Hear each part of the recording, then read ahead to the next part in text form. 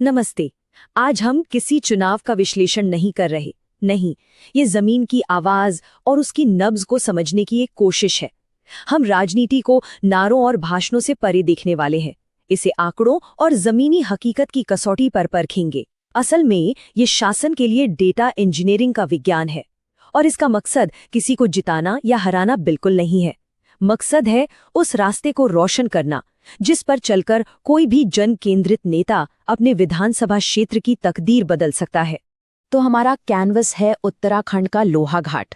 पहाड़ों की गोद में बसा ये इलाका सिर्फ एक चुनावी मैदान नहीं है, ये शासन की परीक्षा का एक जीता जागता उदाहरण है। यहाँ की हवा में, पानी में, मिट्टी में लोगों की उम्मीदें भी हैं और निराशाएं भी।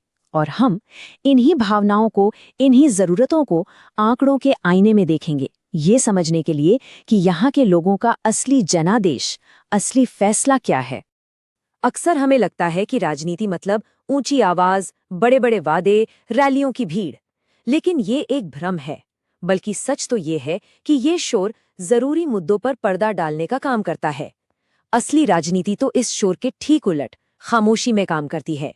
वो खामोशी जो एक आम नागरिक के घर में, उसके खेत में और उसके भविष्य की चिंताओं में बसती है। जी हाँ, असली राजनीति लोगों की उन अनकही बातों को, उन तकलीफों को सुनने का नाम है जो वो हर दिन महसूस करते हैं। देखिए, ये गरिमा का सवाल है। हमारा संविधान हर नागरिक को एक सम्मानजनक जीवन का अधिकार देता है और उस सम्मान की पहली शर्त क्या है? यही कि उसकी आवाज सुनी जाए। एक जिम्मेदार लोकतंत्र में सुनना हमेशा बोलने से ज्यादा जरूरी होता है और किसी भी असरदार राजनीतिक रणनीति की नींव बस इसी बात पर टिकी है। तो चलिए जमीन पर उतरते हैं और लोहाघाट की हकीकत को समझते हैं। वो कौन सी बुनियादी समस्याएं हैं जो वहां के लोगों के जीवन पर सीधा असर डालती हैं और जो आखिर में उनके वोट देने के फैसले को शेकल देती हैं। याद रखिए, ये सिर्फ शिकायतें नहीं हैं, ये शासन को दिए गए सिग्नल हैं। लोहाघाट की कहानी पानी से शुरू होती है, या शायद पानी की कमी से शुरू होती है, यह कहना ज्यादा सही होगा। ये कोई आज की या कोई मौसमी समस्या नहीं है। नहीं, ये एक पुरानी पीड़ा है, एक ऐसा घाव जो हर गुजरते साल के साथ और गहरा होता जा रहा है। ये मुद्दा यहाँ के हर घर, हर परिवार के रोजमर्रा के संघर्ष का प्रतीक बन गया है। जरा इस हीट मैप पर नजर डालिए। ये साफ साफ दिखाता है कि पीने का पानी यहाँ सबसे बड़ी, एक उच्च प्राथमिकता वाली समस्या है। लेकिन रुकिए, बात सिर्फ पानी की कमी की नहीं है, इससे भी गहरी एक सच्चाई है, और वो ये कि लोगों से पानी का शुल्क तो लिया जाता है, पर सप्लाई की कोई गारंटी नहीं। सोचिए, ये सिर्फ एक सुविधा की कमी नहीं है, ये भरोसे का संकट है। जब एक नागरिक अपना कर्तव्य निभाता है, पर व्यवस्था उसे उसका हक नहीं दे पाती, तो सरकार और जनता के बीच का वो नाजुक रिश्ता कमजोर पड़ता है। पानी के बाद दूसरी बड़ी चिंता आती है बुनियादी ढांचे की। खराब सड़कें, खासकर वो रास्ते जो बच्चों को स्कूल तक ले जाते हैं, और एक अदद सीवर प्लांट तक का न होना। ये बातें शायद सुनने में छोटी लगें, लेकिन ये लोगों के रोज के जीवन, उनकी सुरक्षा और उनकी सेहत पर सीधा और बहुत गहरा असर डालती हैं। एक टूटी हुई सड़क सिर्फ आने जाने में मुश्किल पैदा नहीं करती, वो विकास के रास्ते को भी रोक देती है। और हाँ, डेटा भी यही कहानी कहता है। सफाई और सड़कें यहाँ एक उच्च मध्यम प्राथमिकता का मुद्दा है। जरा सोच कर देखिए, किसी बीमार को अस्पताल ले जाना हो या किसी किसान को अपनी फसल मंडी तक पहुंचानी हो, जब रोज का सफर ही एक संघर्ष बन जाए, तो शासन की काबिलियत पर सवाल उठना तो लाजमी है। ये लोगों की कीमती समय और उनके अवसरों की बर्बादी है। और तीसरा, एक बहुत ही अहम आर्थिक और सामाजिक मुद्दा, रोजगार की कमी। जब किसी इलाके में नौजवानों के लिए मौके नहीं होते, तो क्या होता है? वो पलायन करने पर मजबूर हो जाते हैं। ये सिर्फ एक आर्थिक समस्या नहीं, ये एक सामाजिक त्रासदी है जो उस जगह के भविष्य को अंदर से खोखला कर देती है। जब घर के चिराग ही घर से दूर जाने लगें, तो गांव और शहर वीरान हो ही जाते हैं। ये लोहाघाट की सबसे बड़ी चुनौतियों में से एक है। तो सवाल ये उठता है कि पानी, सड़क और रोजगार जैसी इन बुनियादी शिकायतों का चुनावी नतीजों पर आखिर क्या असर पड़ा है? पिछले 20 सालों के आंकड़े हमें जनता के फैसले की एक बहुत ही साफ कहानी सुनाते हैं। याद रखिए, हर एक वोट एक आवाज है, और जब लाखों आवाजें एक साथ मिलती हैं, तो वो एक शक्तिशाली संदेश बन जाती है। 2022 का चुनाव फैसला आया 6038 वोटों के अंतर से। राजनीति में ये सिर्फ एक नंबर नहीं है, ये एक पैगाम है, एक संदेश। ये दिखाता है कि जनता ने कितना स्पष्ट और निर्णायक फैसला दिया है। इतना बड़ा अंतर ये बताता है कि बदलाव की लहर किसी एक जाति या समूह तक सीमित नहीं थी, बल्कि ये एक व्यापक असंतोष का नतीजा था। अब जरा इस टाइमलाइन को देखिए।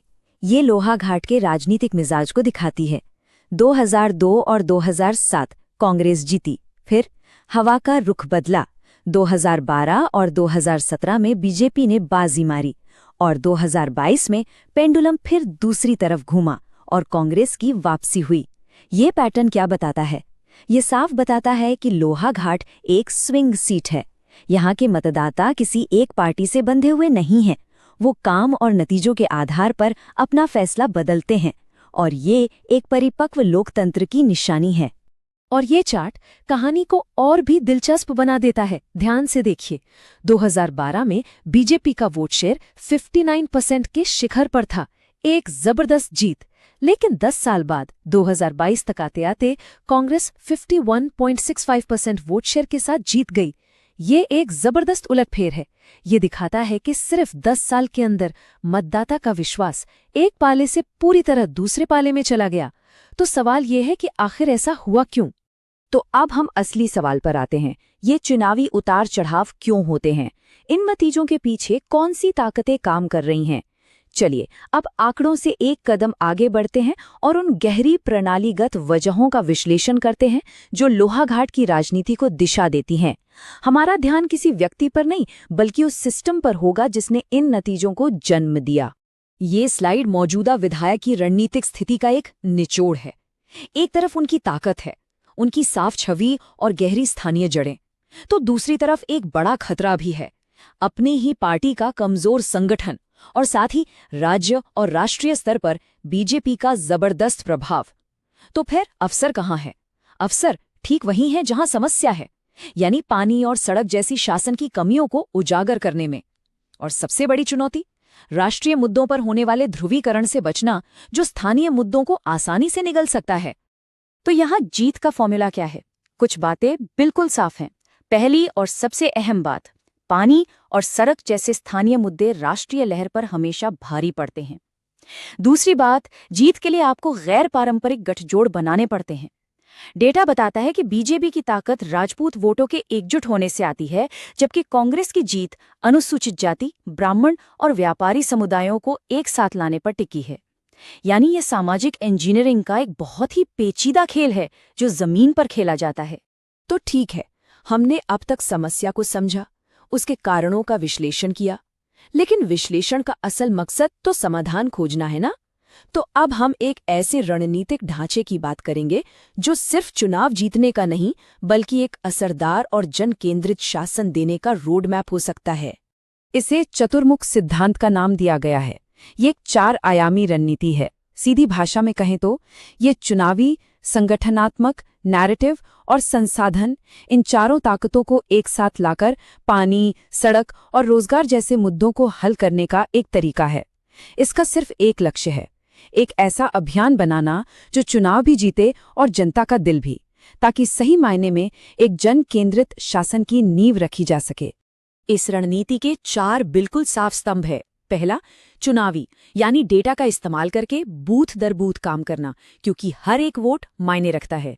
दूसरा, संगठनात्मक, यानी जमीनी स्तर पर पार्टी के ढांचे को फिर से खड़ा करना, क्योंकि एक मजबूत संगठन के बिना कोई भी रणनीति सिर्फ कागज पर रह जाती है। तीसरा, नैरेटिव, यानी जनता को खोखले वादों का नहीं, बल्कि भरोसे और काम पूरा करने का एक सरल, सीधा संदेश देना। और चौथा, संसाधन, यानी पैसे और समय को सिर्फ उन कामों में लगाना जिनका जमीन पर सबसे ज्यादा असर हो। और आखिर में हमें ये याद रखना होगा कि किसी भी राजनीतिक पद का असली मकसद और जिम्मेदारी क्या है। ये सिर्फ चुनाव जीतना या सत्ता पाना नहीं है, ये लोगों के भरोसे की एक अमानत है।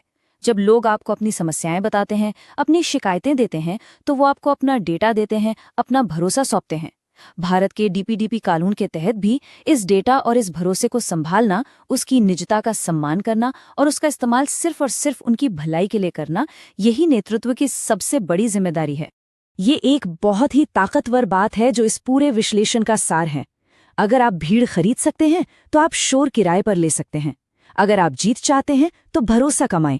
भीड़ और शोर ये सब चुनाव के दिन तक ही रहते हैं, लेकिन भरोसा, जो लोगों की सुनने से, उनकी समस्याओं को हल करने से कमाया जाता है, वो सालों साल तक कायम रहता है। और हम आपको इसी एक सवाल के साथ छोड़ के जा रही हैं। शासन में किए गए निवेश पर असली रिटर्न, असली मुनाफा क्या है? क्या ये सिर्फ किलोमीटरों में बनी सड़कें हैं या कंक्रीट की इमारतें? या फिर इसका असली रिटर्न लोगों के जीवन में आया एक सकारात्मक बदलाव है, उनके चेहरे पर आई मुस्कान है और उनका अटूट विश्वास है? सोचिएगा जरूर। अगर आप एक जन केंद्रित नेता बनना चाहते हैं और अपने क्षेत्र का उत्थान करना चाहते हैं तो blueprintstrategies.ai से mgr@blueprintstrategies.ai पर संपर्क करें या 080420410602 पर कॉल करें। उद्देश्य, राजनीति से परे।